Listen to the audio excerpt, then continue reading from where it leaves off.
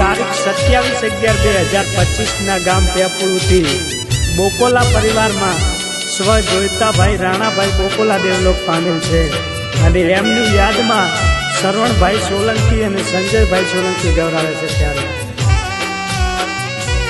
ઓ દીકરા જગશીભાઈ રોવે પાપાની યાદમાં, નથી રે ભૂલાતા બાપ યાદ બહુ આવે. હો